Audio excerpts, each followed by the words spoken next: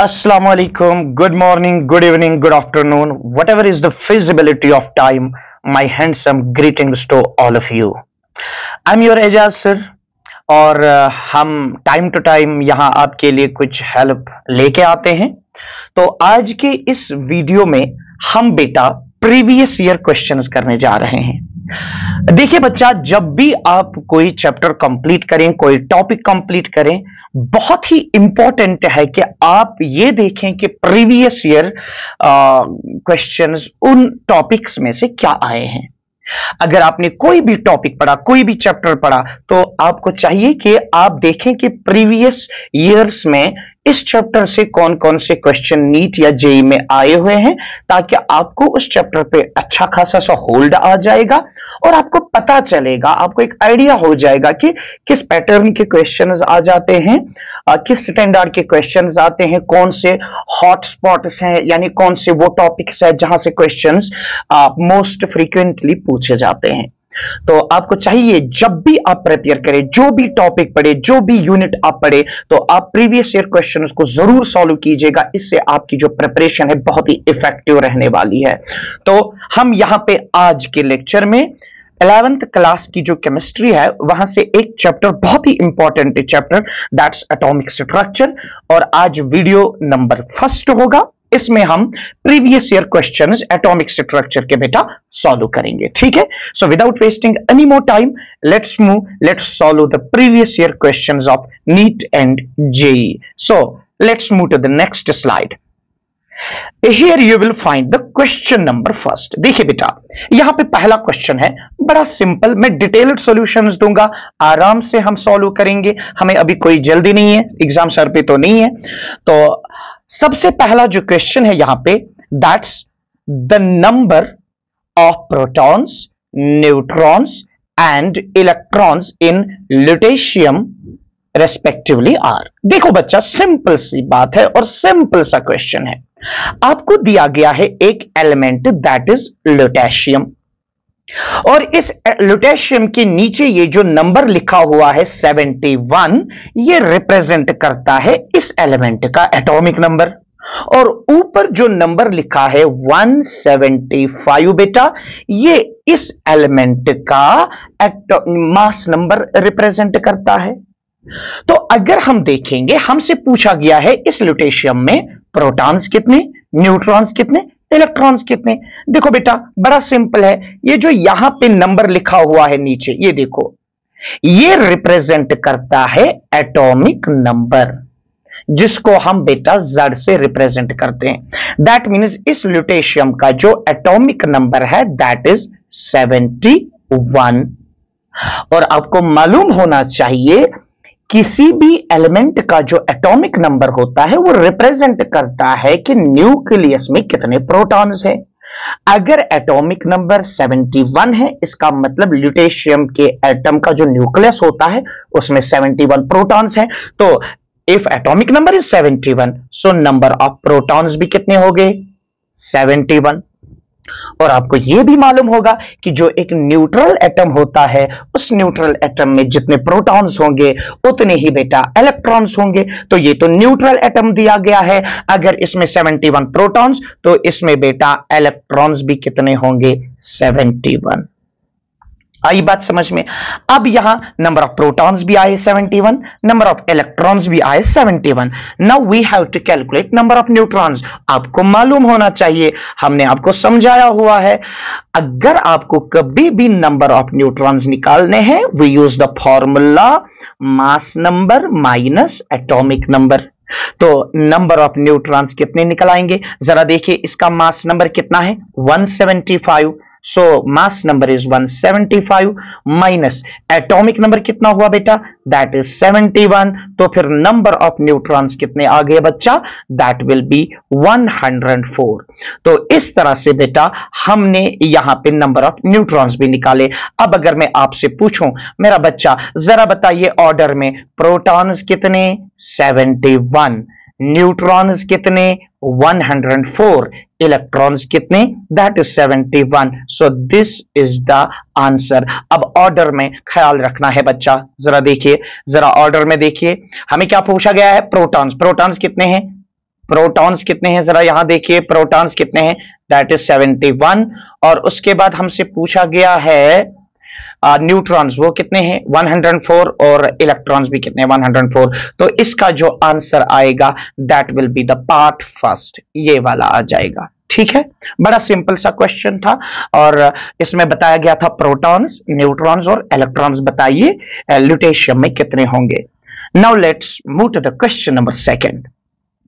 देखिए बेटा, यहां पे जो दूसरा क्वेश्चन पूछा गया है हमसे, इसमें बताया गया है, जरा ध्यान दीजिए, Be2 plus is isoelectronic with which of the following.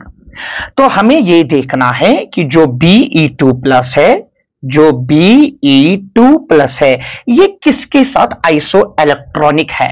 आपको मालूम होना चाहिए सबसे पहले आइसो इलेक्ट्रॉनिक का मतलब क्या होता है। आपको मालूम है आइसो का मतलब सेम, इलेक्ट्रॉनिक का मतलब यहां पे इलेक्ट्रॉन्स। आइसो इलेक्ट्रॉनिक स्पीशीज वो स्पीशीज होती है जिनमें सेम नंबर ऑफ इलेक्ट्रॉन्स होंगे। अब हम यहां पे सर्च करेंगे कि Be2 प्लस में कितने इलेक्ट्रॉन्स, और नीचे 4 ऑप्शंस में किस में उतने ही इलेक्ट्रॉन्स होंगे। तो सबसे पहले आपको मालूम ही होगा जो आपका बेरिलियम है, इसका एटॉमिक नंबर है 4, तो इसके न्यूट्रल एटम में कितने इलेक्ट्रॉन्स होंगे 4, लेकिन इस पे 2 पॉजिटिव चार्ज है, मतलब इसने 2 इलेक्ट्रॉन्स लूज किए हैं। तो अब मुझे बताइए Be2 प्लस में अब टोटल कितने इलेक्ट्रॉन्स होंगे, 2 इलेक्ट्रॉन्स होंगे। You got my point? Fine. अब हम देखेंगे नीचे ऑप्शंस में कि किस में 2 इलेक्ट्रॉन्स होंगे। जरा बताइए, सबसे पहले H प्लस, ये तो सवाल ही पैदा नहीं होता है, हाइड्रोजन में एक ही इलेक्ट्रॉन होता है, H प्लस होगा तो वो इलेक्ट्रॉन भी लूज किया है, सो ये वाला ऑप्शन है नहीं। दूसरा है Li प्लस, आपको मालूम है जो आपका लिथियम होता है, लिथियम का एटॉमिक नंबर 3 होता है, तो एक न्यूट्रल एटम में कितने इलेक्ट्रॉन्स होंगे 3 इलेक्ट्रॉन्स, लेकिन यहां पे क्वेश्चन में क्या दिया गया है Li प्लस, मतलब इसने एक इलेक्ट्रॉन लूज किया है, तो Li प्लस में भी कितने इलेक्ट्रॉन्स होंगे 2 इलेक्ट्रॉन्स होंगे। तो यहां से हमने एक चीज बेटा कंफर्म करी, दैट इज जो Be2 प्लस है उसमें भी 2 इलेक्ट्रॉन्स हैं, और जो आपका Li प्लस है उसमें भी 2 इलेक्ट्रॉन्स है, मतलब जो आपका Be2 प्लस और Li प्लस है ये आइसो इलेक्ट्रॉनिक है। समझ रही ना बात? तो इसका जो आंसर आएगा दैट विल बी बेटा, that will be option B. ये आ गया था नीट 2014 में। Let's move to the next question. That's very simple. Again the same question. This was asked in 2000. अब देखिए आइसो इलेक्ट्रॉनिक स्पीशीज आर, हमें एक एक करके देखना है इनमें से कौन सी आइसो इलेक्ट्रॉनिक है। सबसे पहला ऑप्शन लेंगे हम, ये वाला लेंगे हम देखेंगे क्या ये सारे आइसो इलेक्ट्रॉनिक है कि नहीं है।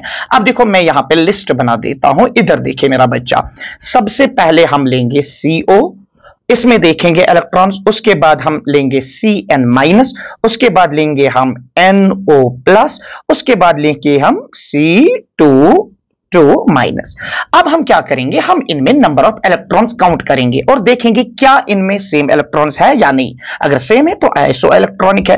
तो सबसे पहला, कार्बन में कितने इलेक्ट्रॉन्स होते हैं 6, ऑक्सीजन में कितने होते हैं 8, तो कार्बन मोनोऑक्साइड CO में टोटल कितने इलेक्ट्रॉन्स हो गए 14।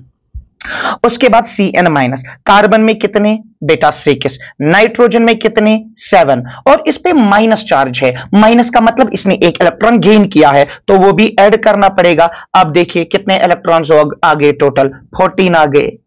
अब इसी तरह से NO+, नाइट्रोजन में कितने इलेक्ट्रॉन्स होते हैं 7 इलेक्ट्रॉन्स, ऑक्सीजन में कितने होते हैं 8 इलेक्ट्रॉन्स, है ना, लेकिन यहां पे प्लस चार्ज है, प्लस का मतलब इसने एक इलेक्ट्रॉन लूज किया है तो इसको -1 करना पड़ेगा। तो अब देखिए कितने आ गए, ये भी 14 आ गए। उसके बाद C2-, अब यहां पे 2 कार्बन है तो एक कार्बन एटम में 6 इलेक्ट्रॉन्स होते हैं, मल्टीप्लाई 2 करो, है कि नहीं, प्लस कितना करना पड़ेगा, इस पे 2- चार्ज है तो 2 इलेक्ट्रॉन गेन किए हैं तो +2 करेंगे तो ये भी कितना आएगा 14। इसका मतलब जो ये आपका पहला ऑप्शन है, देखिए पहला ऑप्शन, पहला वाला option CO, Cn-, NO+ and C2-, इन सब में 14 इलेक्ट्रॉन्स है, तो ये हो गए आपके आइसो इलेक्ट्रॉनिक। आई बात समझ में? ये हो गए आपके आइसो इलेक्ट्रॉनिक क्योंकि इन सब में सेम नंबर ऑफ इलेक्ट्रॉन्स हो गए। Now let's move to the question number next.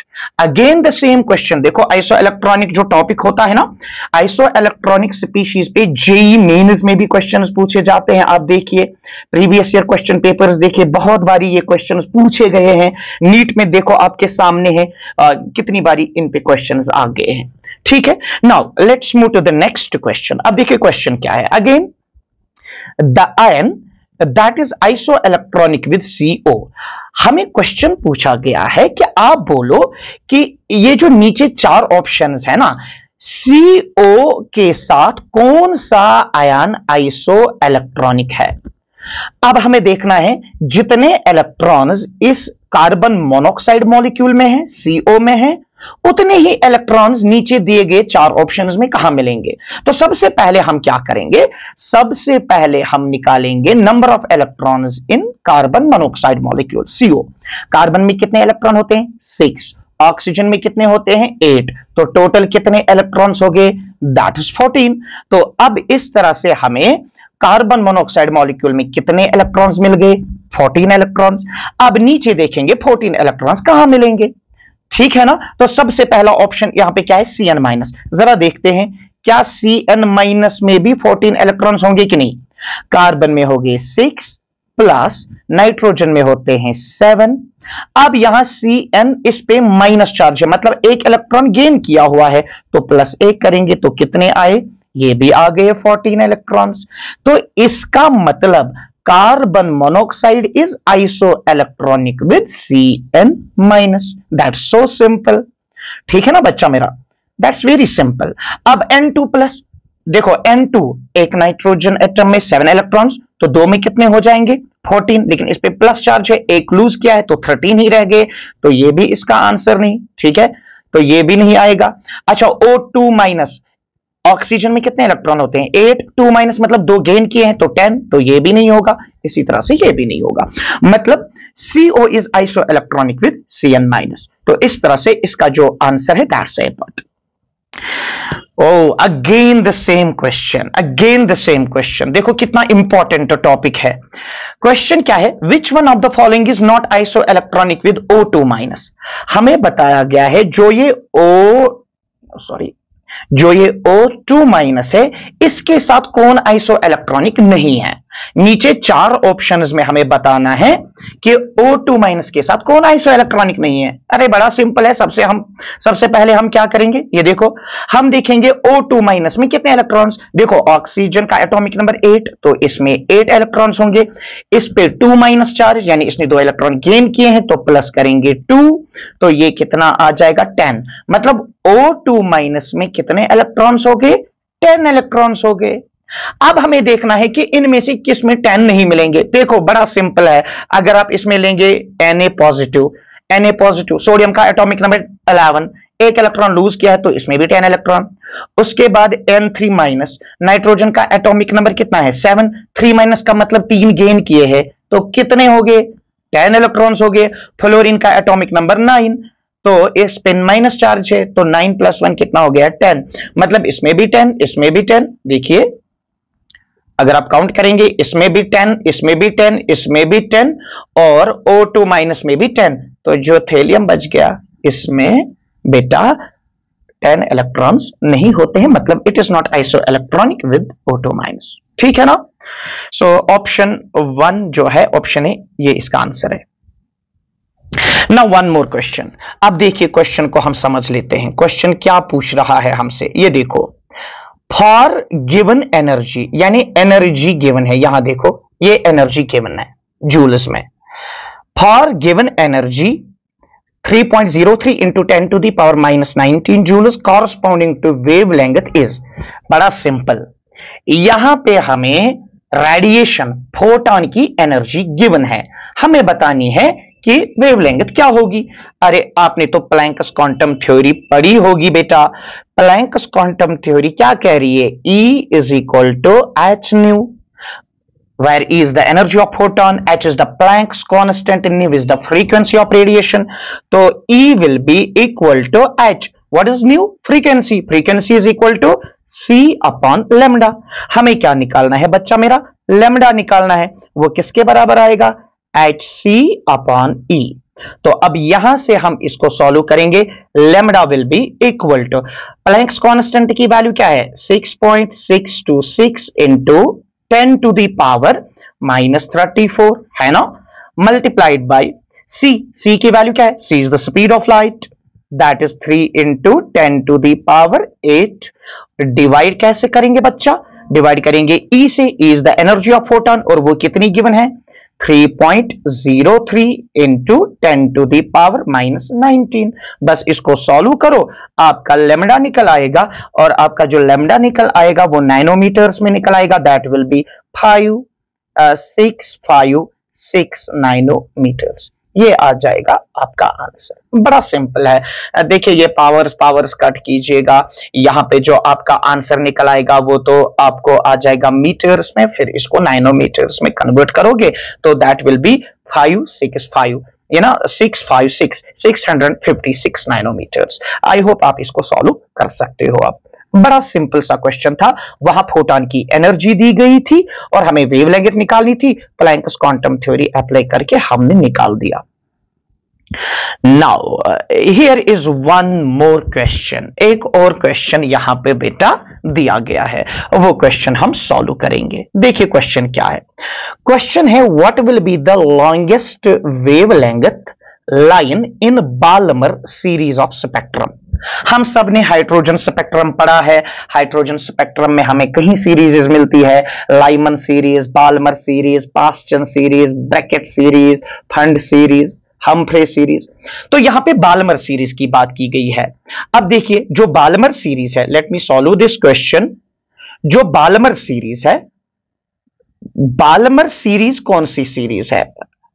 देखिए जब इलेक्ट्रॉन हायर एनर्जी लेवल से लोअर एनर्जी लेवल डीएक्साइट हो जाता है, ड्यूरिंग दैट डीएक्साइटेशन जब इलेक्ट्रॉन ऊपर वाली शेल से नीचे वाली शेल में आ जाता है तो वहां पे रेडिएशंस निकल आती है ना. अब यहां पे जो बाल्मर सीरीज है वो कौन सी सीरीज है? अगर इलेक्ट्रॉन कहीं से भी आ रहा है, third shell, fourth shell, fifth shell, sixth, seventh, लेकिन वो कहां जा रहा है? वो सेकंड ऑर्बिट में जा रहा है.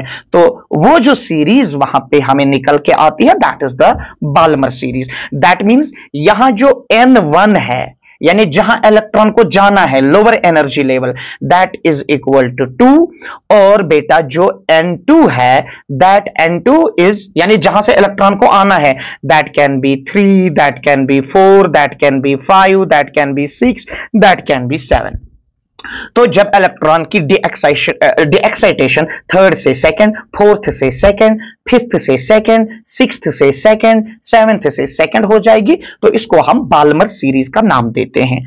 तो अब यहां पे सवाल है लॉन्गेस्ट वेवलेंथ कब आएगी? देखो बेटा अगर इलेक्ट्रॉन की डीएक्साइटेशन थर्ड शेल से सेकंड शेल में हुई, अगर इलेक्ट्रॉन की डीएक्साइटेशन थर्ड से सेकंड में हुई तो यहां एनर्जी गैप तो बहुत कम होगी. अब अगर सेवंथ से 2 होगी तो एनर्जी गैप बहुत ज्यादा होगी.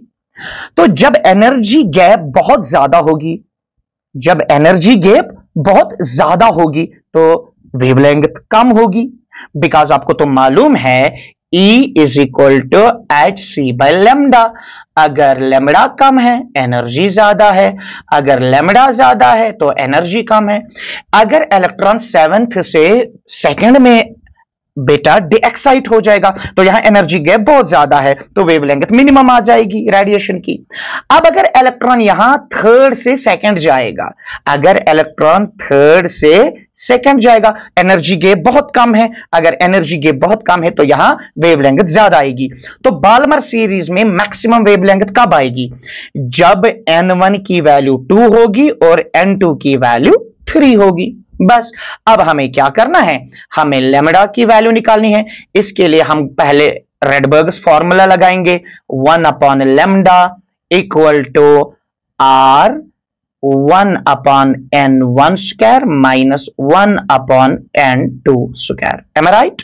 और यहां से आ जाएगा 1/लैम्डा इक्वल टू r को ऐसे ही रहने दो, 1/n1 की वैल्यू क्या है, दैट इज n1 इज 2 का स्क्वायर 4 माइनस 1/n2 की वैल्यू 3 दैट इज 9। तो यहां से अगर निकालेंगे तो 1/लैम्डा will be equal to r। तो जरा देखिए अंदर क्या आ जाएगा, 9 माइनस 4 हो गया 5 डिवाइडेड बाई, ये आ जाएगा 5 डिवाइडेड बाई 36। और लैम्डा किसके बराबर आ जाएगा, वो आ जाएगा 1/r इंटू 36/5। तो 1/r किसके बराबर होता है, दैट इज 912 एंगस्ट्रॉम, मल्टीप्लाई करो 360 36 डिवाइडेड बाय 5। तो यहां से बेटा आपका जो वैल्यू निकल आएगा that will be in angstrom, उसको फिर बेटा किस में कन्वर्ट करोगे, नैनोमीटर्स में आपका आंसर निकल आएगा। देखिए आपका आंसर क्या आ जाता है, इसका आंसर जो है I think it is 656 nanometer आ जाएगा। बड़ा सिंपल सा क्वेश्चन था, फिर से गौर से देखिए आप। बाल्मर सीरीज में लॉन्गेस्ट वेवलेंथ तभी निकल आती है जब एनर्जी का गैप कम होगा। तो बाल्मर सीरीज में एनर्जी का गैप तभी आएगा जब इलेक्ट्रॉन थर्ड से सेकंड में डीएक्साइट हो जाएगा। तो मैंने n1 और n2 निकाला, यहां पे n1 2 है और n2 यहां 3 है। तो इस बेसिस पे हमने यहां पे वेवलेंथ निकाली। मैंने यहां तक आपको सॉल्व करके दिया, अब आपको यहां से इसको सॉल्व करके आंसर निकालना है। पहले एंगस्ट्रॉम में आएगा, फिर इसको नैनोमीटर में ये कन्वर्ट कीजिएगा। आई होप अब आपको ये क्वेश्चन आगे जाके आ जाएगा। Now there is one more question.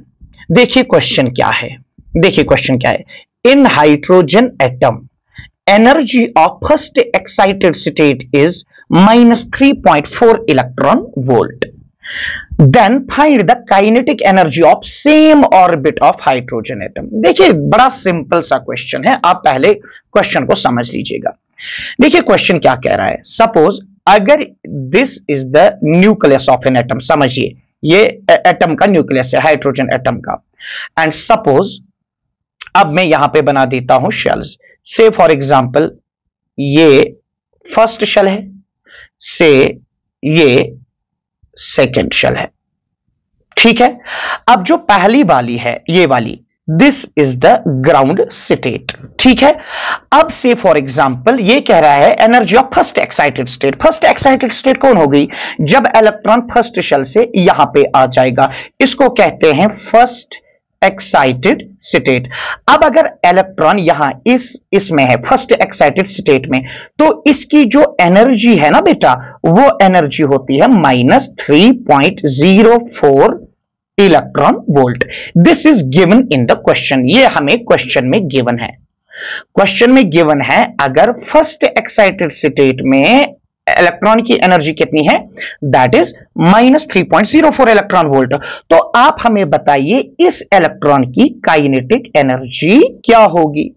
देखिए बेटा बड़ा सिंपल है, किसी भी ऑर्बिट में, किसी भी शेल में जो इलेक्ट्रॉन होता है, उस इलेक्ट्रॉन की जो काइनेटिक एनर्जी होती है that is equal to minus of its total energy. अब काइनेटिक एनर्जी निकालनी है ना, that will be equal to minus of, जरा बताइए टोटल एनर्जी कितनी है इस इलेक्ट्रॉन की उस शेल में, दैट इज -3.04 इलेक्ट्रॉन वोल्ट, है ना। तो अगर आप इसको आप सॉल्व करेंगे, माइनस माइनस हो गया plus, so plus 3.04 electron volt. तो ये आपका आंसर आएगा, शायद ये गिवन होगा, पहला ही ऑप्शन है। देखिए पहला ही ऑप्शन जो है ये इसका आंसर बनेगा, पहला ही इसका आंसर बनेगा। तो ऐसे आप ये कॉन्सेप्ट याद रखेंगे। सपोज इलेक्ट्रॉन जो है वो पहली शेल में है, पहली शेल में इलेक्ट्रॉन की जो एनर्जी होती है दैट इज -13.6 इलेक्ट्रॉन वोल्ट। तो बताइए इस शेल में इलेक्ट्रॉन की काइनेटिक एनर्जी कितनी होगी, that will B +13.6 electron volt. दूसरी शेल में जो इलेक्ट्रॉन होता है उसकी एनर्जी होती है कितनी, -3.04 इलेक्ट्रॉन वोल्ट। तो kinetic energy will be plus. तो हमेशा आज के बाद ये फॉर्मूला आप याद रखेंगे, ये आपको फ्यूचर में काफी जरूरत पड़ेगी। चलो आगे बढ़ते हैं, एक और क्वेश्चन करते हैं। Oh that's so simple question. अब देखिए यहां क्वेश्चन क्या है, the Bohr orbit radius for hydrogen atom n is equal to 1 is approximately 0.53 angstrom. The radius for the first excited state n is equal to 2 orbit is. देखिए बड़ा simple सा question है, मैंने अभी बताया, जरा मैं फिर से कहता हूं, समझ लीजिएगा। सपोज ये एटम का न्यूक्लियस है और सपोज करते हैं ये पहली शेल है जिसको हम ग्राउंड स्टेट कहते हैं, और ये सेकेंड शेल है जिसको हम फर्स्ट एक्साइटेड स्टेट कहते हैं। अब समझ लीजिएगा, जो ये वाली है ना, ये it is the ground state, और जो ये वाली है second, it is the first excited state. ठीक है, अगर फॉर एग्जांपल जो पहली जो शेल है, ये वाली शेल, इसकी रेडियस वहां से गिवन है, ये कहता है the Bohr orbit radius for hydrogen atom n is equal to 1, तो पहले ऑर्बिट की जो रेडियस है वो गिवन है, हमें बतानी है। बताइए ये जो है फर्स्ट एक्साइटेड स्टेट, जो है फर्स्ट एक्साइटेड स्टेट यानी जो सेकंड शेल है, उसकी रेडियस क्या आ जाएगी। हमें जनरल फॉर्मूला है, आपको मालूम है, radius of nth orbit is equal to a not into n square upon z angstrom. ठीक है, अब देखिए ये जो a नॉट है, इट इज बोहरस रेडियस, इसका वैल्यू कितना होता है 0.53 एंगस्ट्रॉम।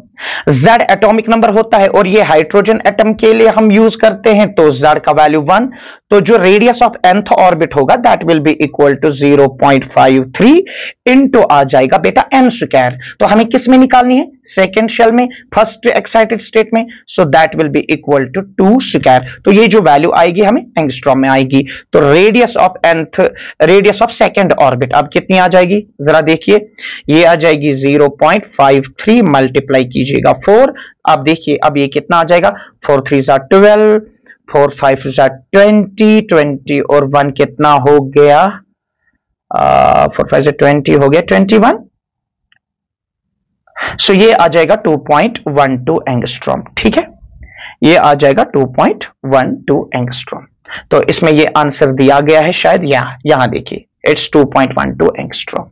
तो अगर पहले शेल का पहला जो ऑर्बिट है, पहले ऑर्बिट का रेडियस कितना है 0.53 एंगस्ट्रॉम, तो फिर सेकंड ऑर्बिट का कितना होगा, that will be 0.53 multiplied by 2 square, that's 4, और इसका आंसर यहां से आपने निकाला। So let's move to the next question. देखिए नेक्स्ट क्वेश्चन क्या है, the radius of hydrogen atom in ground state is इतना, the radius of Li2 plus ion atomic number 3 is in a similar state is. देखिए बड़ा simple सा question है, let me solve this question. ये कहता है radius of hydrogen atom in ground state is 0.53 angstrom. Suppose अगर ये hydrogen atom का न्यूक्लियस है, ये इसकी ग्राउंड स्टेट है, पहली शेल, इसकी जो रेडियस है दैट इज 0.53 एंगस्ट्रॉम। ठीक है, इसकी जो रेडियस है दैट इज 0.53 एंगस्ट्रॉम। अब इसको हम कहते हैं बोहर्स रेडियस, इसको a नॉट से हम रिप्रेजेंट करते हैं। हमें बोला गया है अगर आप Li2 प्लस लेंगे, क्या लेंगे, Li2 प्लस, तो Li2 प्लस में इसी फर्स्ट ऑर्बिट की रेडियस कितनी होगी, तो कैसे निकालेंगे, चले बेटा मैं आपको समझाता हूं इसको हम कैसे करेंगे। हम डायरेक्टली यहां से फॉर्मूला लगाएंगे। Formula is radius of nth orbit is equal to a naught multiplied by n square upon z। ठीक है ना, सो रेडियस निकालनी है, तो a naught is Bohr's radius, that is 0.53 angstrom multiplied by n square. हमें किस में देखना है, इसने दिया है ना radius of hydrogen atom in ground state, तो हमें Li2 प्लस में सिमिलर स्टेट में निकालना है, दैट मींस फर्स्ट में ही ग्राउंड स्टेट में 1 square upon atomic number is 3। Lithium का एटॉमिक नंबर तो 3 है ना बच्चा, सो रेडियस कितनी आ जाएगी, सो दैट विल बी 0.53 अपॉन 3, तो वो कितना आ जाएगा, ये आ जाएगा 0. यहां आ जाएगा 1, 3 1 जा, यहां जाएगा 3 1 जा, 2 इधर जाएगा, तो ये आ जाएगा 0.17 के अराउंड। ठीक है ना, इतने एंगस्ट्रॉम आ जाएगा, 0.17 एंगस्ट्रॉम, आप इसको निकाल सकते हैं। ठीक है, तो इस तरह से हमने ये क्वेश्चन भी किया, बड़ा सिंपल, बोहर्स थ्योरी की एप्लीकेशन से ये आया था। Now here is one more question, देखो क्वेश्चन क्या है, the spectrum of helium is expected to be similar to that of. ये कहते हैं कि हीलियम का जो स्पेक्ट्रम है वो किसके जैसा होगा, देखिए बेटा, आपको मालूम है हर किसी एलिमेंट का अपना स्पेक्ट्रम होता है, अपने इंप्रेशंस होते हैं। जैसे कि आपको मालूम है जब डिस्चार्ज ट्यूब में हाइड्रोजन गैस लेते हैं, फिर करंट सप्लाई करते हैं, वहां से रेज निकलती है, तो फिर उनको हम प्रिज्म के थ्रू पास करते हैं, फिर फोटोग्राफिक पैलेट पे हाइड्रोजन गैस का स्पेक्ट्रम बन जाता है। इसी तरह से हीलियम का भी अपना स्पेक्ट्रम होता है। तो हीलियम का स्पेक्ट्रम किसके जैसा होगा? तो यहां याद रखिएगा, जो आइसो इलेक्ट्रॉनिक स्पीशीज होती है जिनमें नंबर ऑफ इलेक्ट्रॉन सेम होते हैं, उनका स्पेक्ट्रम भी सेम होता है।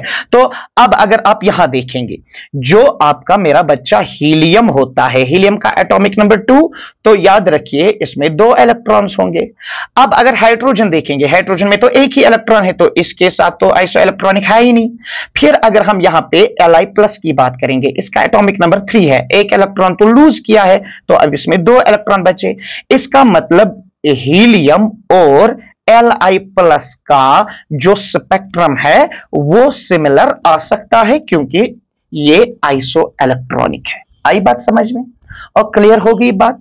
जैसे कि हाइड्रोजन और लेंगे हम He+, हाइड्रोजन में कितने इलेक्ट्रॉन? 1, He+ में कितने इलेक्ट्रॉन? 1, तो इनका स्पेक्ट्रम सेम हो सकता है। ठीक है, आइसो इलेक्ट्रॉनिक स्पीशीज का जो स्पेक्ट्रम है that can be expected to be similar. तो इसका आंसर आ जाएगा, शाबाश, कौन सा आ जाएगा? Li+।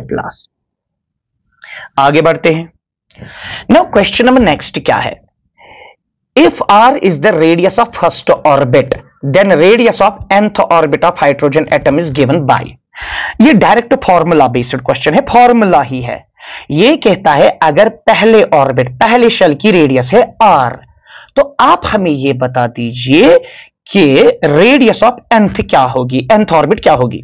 देखिए similar, radius of nth orbit is equal to, देखिए a0 into n square upon z। ये आपको मालूम है, यही इक्वेशन है। जो ये a0 है ना मेरा बच्चा, this is called as Bohr's radius. Bohr's radius का मतलब it is the radius of first shell, और ये वहीं से कहता है r is the radius of first shell, तो इसके बदले r लेंगे। So Rn will be equal to Rn square upon z। अब हमें हाइड्रोजन एटम के लिए निकालना है, तो हाइड्रोजन का एटॉमिक नंबर 1 है, तो Rn will be equal to Rn square. देखो है कहीं?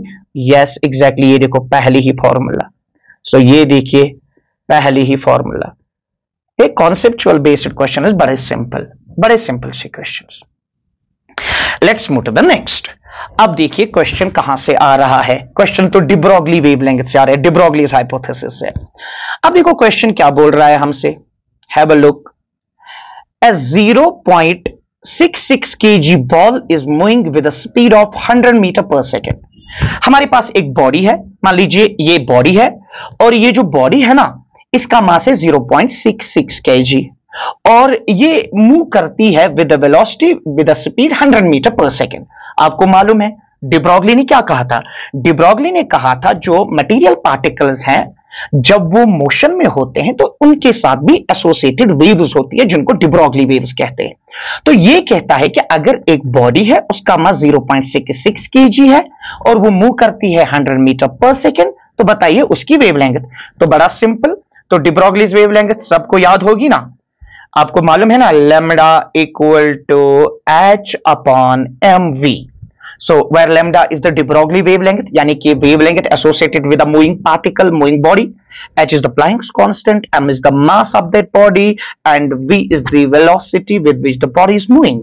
अब देखिए हम यहाँ पे हमें निकालना क्या है, lambda। So lambda will be equal to h की वैल्यू वहीं से गिवन है 6.6 into 10 to the power minus 34। ठीक है ना। अब डिवाइड करेंगे मास कितना है, मास इज 0.66 kg। अच्छा वेलोसिटी कितनी है, दैट इज 100 को 10 टू दी पावर 2 लिख सकते हैं, है ना।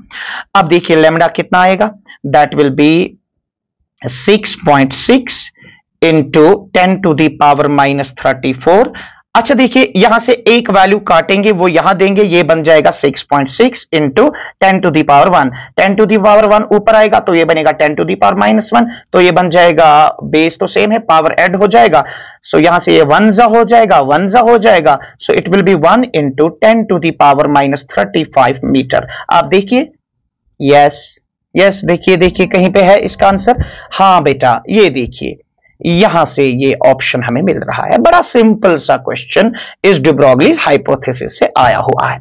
हमें मास दिया गया था और हमें क्या, और वेलोसिटी दी गई थी बॉडी की, हमें क्या निकालना था, हमें निकालना था वेवलेंथ, de Broglie वेवलेंथ। बड़ा सिंपल सा क्वेश्चन था। तो ये जेई मेंस में ये क्वेश्चन आया हुआ था। आई होप बड़े सिंपल से क्वेश्चन है, अगर आपने पढ़े होंगे तो काफी अच्छा लग रहा होगा आपको।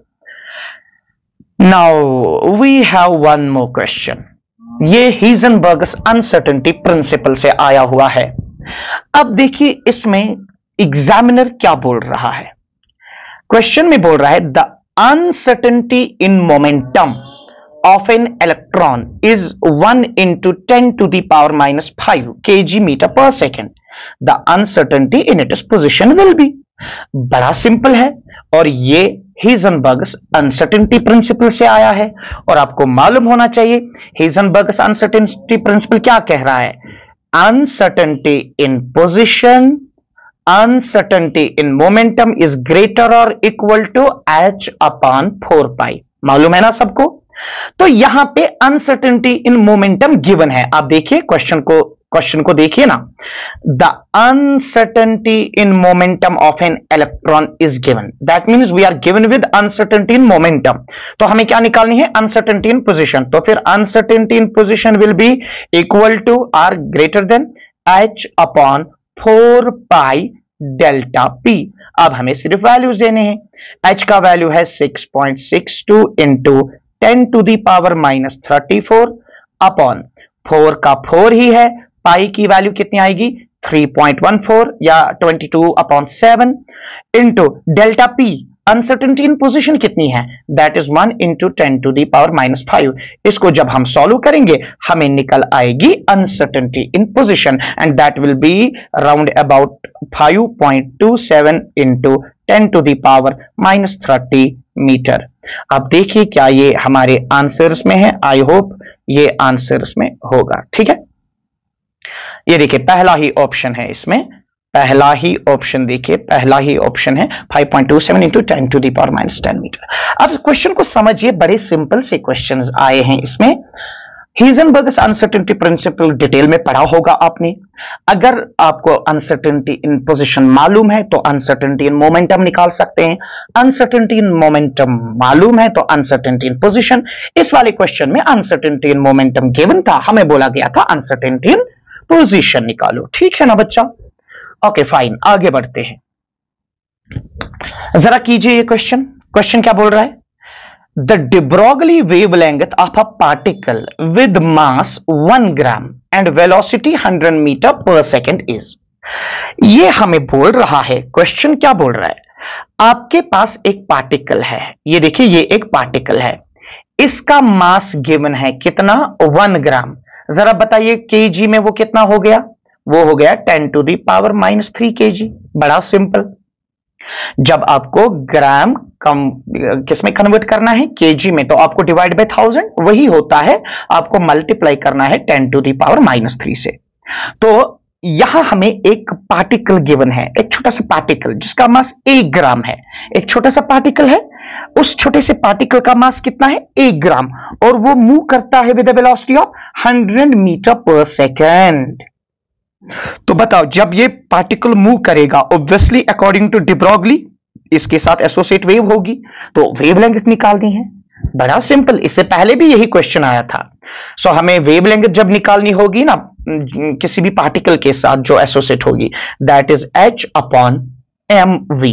सो lambda will be equal to 6.626 into 10 to the power -34। अच्छा मास कितना है 10 टू दी पावर -3। अच्छा वेलोसिटी कितनी है 100 मीटर। 100 मीटर कितना 10 टू दी पावर 2। यहां से दो कट, यहां बचा नीचे 10 टू दी पावर -1, ऊपर जाएगा तो वो प्लस बन जाएगा, फिर इसकी वैल्यू एक खत्म हो जाएगी, सो लेमडा आ जाएगा 6.626 इंटू 10⁻³ मीटर्स। आप देखिए कोई आंसर है 6.663, तो अप्रोक्सीमेटली 6.63 ही हम ले सकते हैं। -33 meters, yes we have option C. आप देखिए यहां पे ऑप्शन सी, ये है आपका आंसर। बड़ा सिंपल सा क्वेश्चन था। एक पार्टिकल गिवन था, उस पार्टिकल का मास 1 ग्राम था और वो मूव करता था with velocity of 100 meter per second. हमें बोलना था इसके साथ कितनी वेवलेंथ एसोसिएट होगी। हमने de Broglie's वेवलेंथ अप्लाई करी और हमने इसका आंसर निकाला। ठीक है ना बच्चा, चलो आगे बढ़ते हैं। So this is a theoretical question, very theoretical, बड़ा सिंपल और theoretical. Which of the following statements do not form part of Bohr's model of hydrogen atom? हमने Bohr's model of hydrogen atom, okay एक second बच्चे, मेरा pen नीचे गिर गया था। अब देखिए, which of the following statements do not form part of Bohr's model of hydrogen atom? This is very simple. इसमें बोला गया था आप नीचे दिए गए 4 ऑप्शंस में बताओ कि बोहर का पोस्टुलेट, बोहर की थ्योरी कौन नहीं है। पहला क्या है, energy of electron in orbit is quantized. अरे ये तो मशहूर पोस्टुलेट है, किसका, बोहर का। तो यह है electron in the orbit nearest the nucleus has lower energy, ये भी तो पता है। सपोज अगर हमारे पास, ये देखिए मैं यहां पे आपको समझाता हूं, this is the nucleus of an atom, ये शेल्स है बेटा। अगर हम देखेंगे एट इन्फिनिटी इलेक्ट्रॉन की जो एनर्जी है वो 0 है, और जितना वो नीचे न्यूक्लियस के करीब आएगा उतनी बेटा उसकी एनर्जी डिक्रीज होती है, नेगेटिव में चली जाती है। दैट मीन्स जितना इलेक्ट्रॉन न्यूक्लियस के क्लोज होगा उतनी एनर्जी कम होगी। आप यहां से भी देख सकते हो, energy of electron in nth orbit is -13.6 upon n square. ठीक है ना, तो जितना इलेक्ट्रॉन न्यूक्लियस के करीब होगा उतनी उसकी एनर्जी कम होगी, ये तो बोहर ने बताया था। सो दूसरा भी बेटा करेक्ट है, दूसरा भी करेक्ट है। तीसरा, electrons revolve in different orbits around the nucleus. अब ये भी तो कोई पूछने वाली बात नहीं है। पहला पोस्टुलेट तो बोहर का यही है कि electrons revolve in circular orbits, है कि नहीं। नो लास्ट ऑप्शन को ध्यान से देखिए, आप लास्ट ऑप्शन क्या कह रहा है, the position and velocity of the electrons in the orbit cannot be determined simultaneously। ये ऑप्शन बोल रहा है, ऑप्शन डी, ये लाइन बोल रही है कि हम एक इलेक्ट्रॉन की पोजीशन और वेलोसिटी साइमल्टेनियसली नहीं बोल सकते। ये तो बोहर का है ही नहीं, ये तो हीजनबर्ग्स अनसर्टेनिटी प्रिंसिपल है ना। हीजनबर्ग्स, ये जो है ना, इट इज हीजनबर्ग्स अनसर्टेनिटी प्रिंसिपल। तो इसमें इस क्वेश्चन में पूछा गया था बोहर का पोस्टुलेट कौन नहीं है, तो ऑब्वियसली ये जो डी पार्ट है ये बोहर का पोस्टुलेट नहीं है, ये हीजनबर्ग्स अनसर्टेनिटी प्रिंसिपल है। बड़ा सिंपल सा क्वेश्चन था यहां पे आपके सामने, तो ये हमने सॉल्व किया। Now we have one more question. जरा क्वेश्चन को देखिए, क्वेश्चन को पढ़िए, बड़ा सिंपल सा क्वेश्चन है, जरा देखिए बेटा। The following quantum numbers are possible for how many orbitals. नीचे क्वांटम नंबर्स दिए गए हैं, 3 क्वांटम नंबर्स, और 3 क्वांटम नंबर्स जो दिए गए हैं हमें बोला गया है ये कितने ऑर्बिटल्स के लिए वैलिड है। देखिए बेटा, सबसे पहले हमेशा के लिए याद रखिए, अगर हमें एक सेट दिया गया है, n का वैल्यू भी, l का वैल्यू भी, m का वैल्यू भी, तो एक पर्टिकुलर वैल्यू ऑफ m एक पर्टिकुलर ऑर्बिटल रिप्रेजेंट करता है, ठीक है, और पर्टिकुलर वैल्यू ऑफ l एक पर्टिकुलर सबशेल रिप्रेजेंट करती है, और n रिप्रेजेंट करती है शेल। इसने यहां पे क्या बताया है जरा देखो, n की वैल्यू 3, l की वैल्यू 2, m की वैल्यू +2। देखो बेटा, अगर हमें n की वैल्यू है 3, दैट मीन्स ये कौन सी शेल है, ये थर्ड शेल है। l की वैल्यू क्या है 2, दैट मीन्स ये कौन सी सब शेल है, आपको मालूम होना चाहिए। l की वैल्यू 0 तो s सब शेल, 1 तो p सब शेल, 2 तो d सब शेल, 3 तो f सब शेल। यहां l की वैल्यू क्या है 2 है, तो ये क्या होगी, ये तो d सब शेल होगी। सो देखिए, n की वैल्यू 3 थर्ड शेल, l की वैल्यू 2 तो कौन सी subshell, it is D subshell, और m की वैल्यू जो है इट इज +2, तो ये d ऑर्बिटल रिप्रेजेंट करेगा। अब ये जो होगा ना, ये कौन सा ऑर्बिटल होगा? It will B 3d orbital होगा। अब आप मुझे बताइए इन तीन क्वांटम नंबर्स ने कितने ऑर्बिटल्स को रिप्रेजेंट किया? एक ही तो ऑर्बिटल रिप्रेजेंट करेगा, 3d। फिर अब देखिए 3d xy होगा, 3d yz होगा, 3d xz होगा, तो क्या हो सकता है? दैट मीन्स ये जो सेट ऑफ क्वांटम नंबर्स है ये रिप्रेजेंट करेगा सिर्फ एक ही ऑर्बिटल, तो पहला ऑप्शन इसका है। ठीक है, नेक्स्ट जरा देखिए क्वेश्चन को। क्वेश्चन में क्या बोला गया है? क्वेश्चन में बोला गया है for which of the following set of quantum numbers, for which of the following sets of 4 quantum numbers an electron will have highest energy. नीचे दिए गए हैं, हमें क्वांटम नंबर्स दिए गए, हमें बताना है कि हाईएस्ट एनर्जी कौन रिप्रेजेंट करता है। मेरा बच्चा, आपको मालूम होना चाहिए कि जब भी हमें ऑर्बिटल्स की एनर्जी कंपेयर करनी होती है, we use a rule that's called as n+l rule, जिसको हम बेटा बोहर-बरी रूल भी कहते हैं, है ना। ये जो n+l रूल है ये हमें ऑर्बिटल की एनर्जी कंपेयर करके देता है, और आपको मालूम होना चाहिए n+l की वैल्यू अगर ज्यादा आएगी एनर्जी ज्यादा आएगी, और अगर n+l की वैल्यू कम आ गई तो एनर्जी कम आएगी। और यहां जो n है बेटा ये प्रिंसिपल क्वांटम नंबर है, और जो l है it is azimuthal quantum number. ठीक है, अब आप क्या करेंगे? अब यहां n और l का सम निकालेंगे, तो जिसका n+l वैल्यू ज्यादा आएगा उसका एनर्जी भी ज्यादा होगा। तो चलो देखते हैं, पहला ऑप्शन जरा देखते हैं। जरा देखो, ये है पहला ऑप्शन, पहला ये वाला, यहां पे n+l, ये देखो n है l है, तो पहला जो ऑप्शन है n+l कितना आ जाता है? 3 + 2 कितना हो गया? देखिए, ये देखिए मैं हाईलाइट करता हूं, 3 + 2 कितना हो गया? 5। 4 + 2 कितना हो गया? 6। 4 + 1 कितना हो गया? 5 और 5। मतलब इसमें जो बी वाला ऑप्शन है, ये वाला ऑप्शन, ये इसमें अगर आप देखेंगे बी वाला जो ऑप्शन है इसमें n की वैल्यू है 4 और l की वैल्यू है 2, n+l कितना आ जाएगा? That will B 6। तो मैक्सिमम वैल्यू तो इसी में है, तो इसका मतलब जो बी वाला ऑप्शन है ये रिप्रेजेंट करेगा हाईएस्ट एनर्जी। आई होप आपको समझ में आया होगा। जब भी ऑर्बिटल्स को अकॉर्डिंग टू एनर्जी कंपेयर करना होगा, आप क्या करेंगे? n+l रूल अप्लाई करेंगे, वहां से जिसका n+l वैल्यू ज्यादा आएगा उसका एनर्जी भी ज्यादा आएगा। आई होप आपने इसको अंडरस्टैंड किया होगा। ठीक है बच्चा, चले ठीक है। Now we have question number next. कुछ ज्यादा ही हो गया है, आई थिंक हमने बहुत सारे क्वेश्चंस किए, लेकिन क्या करें, आपकी भी मजबूरी है, आप तो कुछ बनना चाहते हैं तो ये स्ट्रगल तो करनी ही पड़ती है। आज आप सोशल लाइफ से डिटैच होके अपना टाइम अगर इस पे देंगे तो कल ऑब्वियसली ये आपको रिवॉर्ड देगा।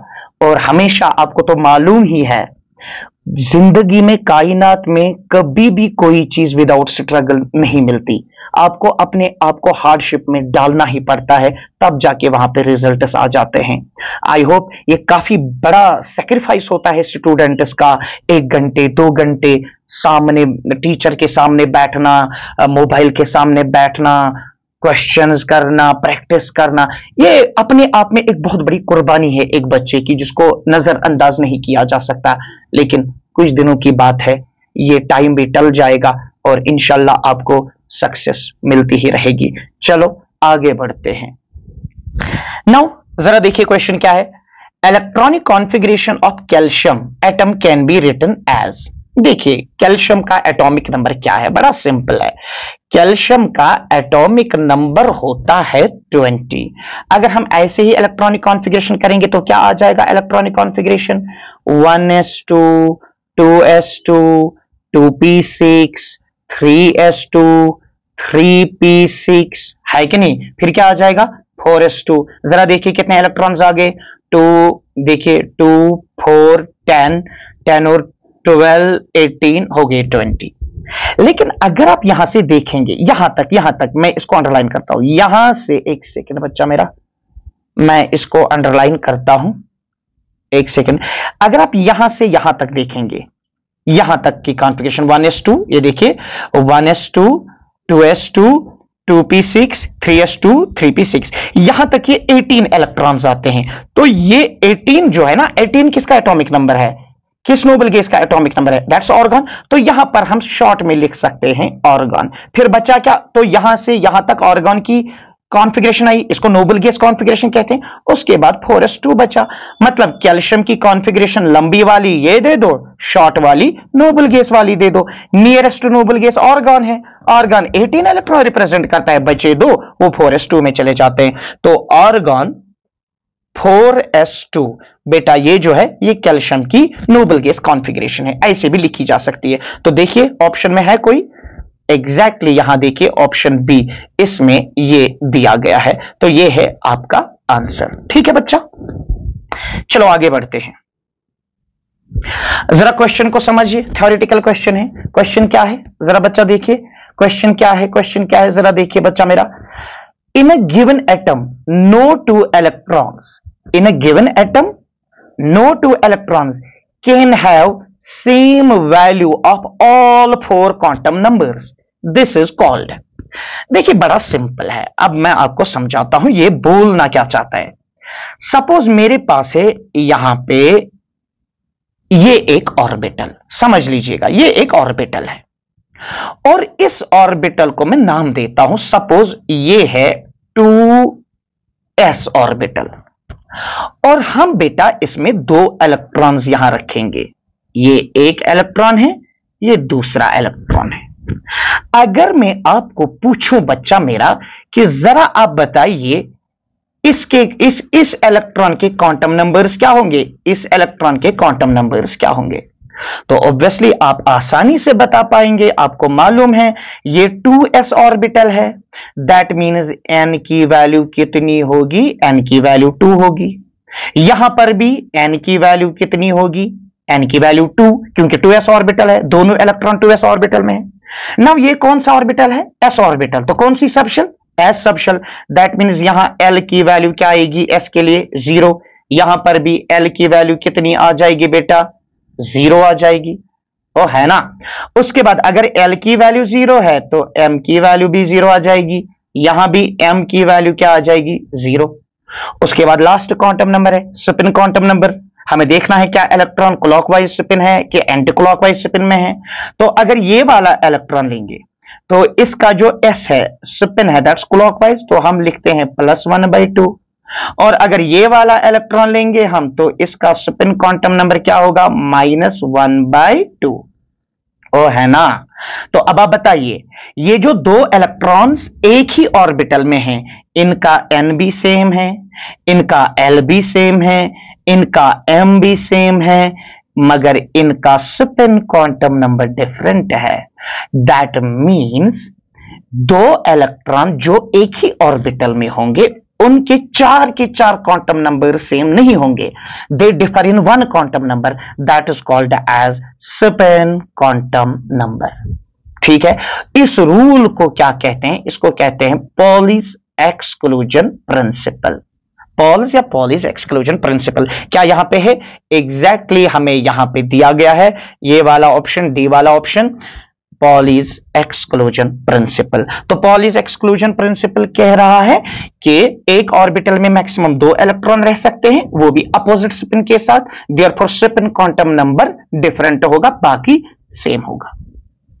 नाउ चलो और आगे बढ़ते हैं, जरा क्वेश्चन को पढ़ो, क्वेश्चन क्या है जरा क्वेश्चन को पढ़ो, बड़ा सिंपल है। For azimuthal quantum number L is equal to 3, maximum number of electrons will B.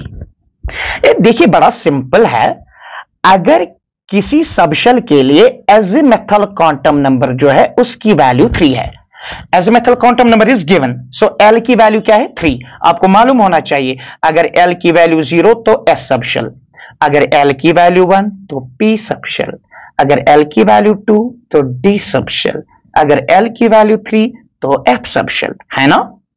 अब देखिए, अगर L की वैल्यू 3 है तो ये कौन सी सबशेल है? So it is F subshell, है ना, ऑब्वियसली। अब देखिए, अगर L की वैल्यू 3 है तो M के कितने वैल्यूज पॉसिबल है? -3, -2, -1, 0, +1, +2, +3। तो कितने वैल्यूज आ गए? 1, 2, 3, 4, 5, 6, 7। इसका मतलब जो L सबशेल है इसमें कितने ऑर्बिटल्स होंगे? इसमें 7 ऑर्बिटल्स होंगे। 1, 2, 3, 4, 5, 6, 7। तो अगर एजिमुथल क्वांटम नंबर कितना है बेटा? 3। ये कौन सी सबशेल है? F subshell. M की कितने वैल्यूज? 7 वैल्यूज। हर कोई वैल्यू ऑफ M एक ऑर्बिटल रिप्रेजेंट करता है, तो इसमें कितने ऑर्बिटल्स हो गए? 7 ऑर्बिटल्स। और आपको पता है एक ऑर्बिटल में कितने इलेक्ट्रॉन? 2। तो बताइए अब टोटल इलेक्ट्रॉन्स कितने होंगे? 2 इलेक्ट्रॉन्स इंटू 7 ऑर्बिटल्स तो हो गए 14। इसका मतलब अगर एजिमुथल क्वांटम नंबर क्या है? 3, तो बताइए कितने मैक्सिमम इलेक्ट्रॉन्स होंगे? That will B 14। आई बात समझ में? इट्स वेरी सिंपल, मुश्किल तो बिल्कुल भी नहीं है, बड़ा सिंपल। ये देखिए 14। अब L is equal to 3, short में 3 सेकंड में L is equal to 3, F subshell. F subshell में 7 ऑर्बिटल, 7 ऑर्बिटल्स में 14 इलेक्ट्रॉन्स, दैट्स ऑल। ठीक है ना? चलो, now we have one more question. अब देखिए क्वेश्चन क्या है। क्वेश्चन है the order of filling of electrons in the orbitals of an atom will be. देखिए यहां पे हमें ऑर्बिटल्स दिए गए हैं। कौन कौन सा ऑर्बिटल? एक दिया गया है 3d, एक दिया गया है 4s, एक दिया गया है 4p, एक दिया गया है 4d, एक दिया गया है 5s। हमें बताना है ऑर्डर ऑफ फिलिंग। पहले किसको इलेक्ट्रॉन मिलेगा, फिर किसको इलेक्ट्रॉन मिलेगा, फिर किसको। तो हमें पहले एनर्जी पता होनी चाहिए, बिकॉज हम इलेक्ट्रॉन पहले उसी ऑर्बिटल को देते हैं जिसकी एनर्जी कम हो, है ना। अब्बास प्रिंसिपल क्या कह रहा है? According to aufbau principle electron पहले उस ऑर्बिटल को मिलने वाला है जिसकी एनर्जी कम है। तो हमें यहां पे n+l वैल्यू निकालनी है। तो चलो हम n+l वैल्यू निकालेंगे। ये हो गया n वैल्यू, ये हो गया n, ये हो गया n+l। ठीक है ना? तो जरा बताइए, शाबाश, जरा बताइए आप। जरा यहां n की वैल्यू क्या है? 3, यहां n की वैल्यू 4, यहां 4, यहां भी 4, यहां 5। l की वैल्यू, ये तो d है तो l की वैल्यू 2, ये तो s है, l की वैल्यू 0, ये तो p है ना। देखो ये तो d है, d का l का वैल्यू 2, s का l का वैल्यू 0, p का l का वैल्यू 1, d का l का वैल्यू 2, s का l का वैल्यू 0। जरा अब ऐड करो। देखिए 3 + 2 कितना हो गया? 5। 4 + 0 कितना हो गया? 4। 4 + 1 कितना हो गया? 5। 4 + 2 कितना हो गया? 6। 5 + 0 कितना हो गया? 5। अब यहां तो प्रॉब्लम होगी, यहां तो 5 5 तीनों के हैं। अब यहां पे क्या करेंगे हम? देखो अरेंज कैसे करेंगे। देखो सबसे कम एनर्जी किसकी होगी? इनमें से सबसे कम एनर्जी किसकी होगी? पहले इसकी होगी। सबसे ज्यादा किसकी होगी? इसकी होगी। अब रहा ये वाला, ये वाला, ये वाला, ठीक है ना। सबसे कम किसकी होगी? पहले मैं लिखूंगा 4s की सबसे कम, और सबसे ज्यादा किसकी होगी? सबसे ज्यादा होगी 4d की। उसके बाद ये वाला है, देखिए जो आपका यहां पे 3d है उसका भी 5, जो आपका 4p है उसका भी 5, जो आपका 5s है उसका भी 5। जब टाई होगा, यानी 2-3 ऑर्बिटल्स ऐसे हैं जिनका n+l सेम आया, जहां टाई हो जाएगा वहां कैसे एनर्जी को हम कंपेयर करें? तो वहां एनर्जी का कंपैरिजन जो है ना वो on the basis of n पे किया जाता है। जिसका n का वैल्यू कम उसकी एनर्जी कम। तो यहां n की वैल्यू कम किसकी? 3d, तो आ जाएगा 3d। फिर कौन आ जाएगा? फिर आ जाएगा 4p। फिर कौन आ जाएगा? फिर आ जाएगा 5s। आई बात समझ में? तो सबसे ज्यादा, अब मैं ऑर्डर देता हूं, सबसे पहले किसको इलेक्ट्रॉन मिलेगा? 4s को। उसके बाद किसको मिलेगा? 3d को। उसके बाद किसको मिलेगा? 4p को। उसके बाद किसको मिलेगा? 5s को। उसके बाद 4d को।